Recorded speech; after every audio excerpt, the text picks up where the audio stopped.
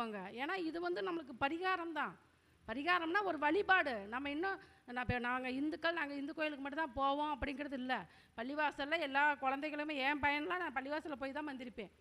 அப்போ அவங்களுக்கு எங்கே அது ரீதியாக நம்ம போகிறப்போ கண்டிப்பாக அந்த காரியம் வெற்றியாகும். அப்போ பள்ளிவாசலில் கூட்டு போய் நீங்கள் இப்போ மந்திரிச்சு கயிறு கட்டுங்க. பள்ளிவாசலுக்கு அடிக்கடி வாரம் அவங்க வந்து அந்த 6 மணிக்கு வாங்க சொல்லிட்டு வர்றப்ப அவங்க ஓதுவாங்க இல்லையா, அந்த மாதிரி நீங்கள் மந்திரிங்க அப்படின்னு நம்ம சொன்னோம். கரெக்டாக அந்த நேரம் இது சாட்சாத்து உண்மை. நான் இந்த ஜோதிடம் படித்த இது மேலே எனக்கு உண்மையிலே உடம்பு சிலுத்துச்சு. அந்த நேரம் பள்ளிவாசல் வாங்க அடிக்குது. அதுக்கு அவரோட ஜாதத்தை சொல்லிக்கிட்டு இருக்கோம். 2 ஆம்புலன்ஸ் போச்சு.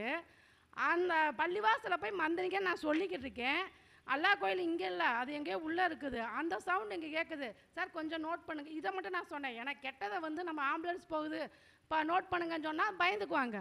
இப்போ இது ஒரு நல்ல சகுனம். நாம் ராகை பற்றி சொல்லிக்கிட்டு இருக்கோம். பள்ளிவாசலில் போய் நீங்கள் மந்திரிங்கன்னு சொல்கிறோம். ராகுனா நம்ம துர்க்கையே சொல்லலாம்.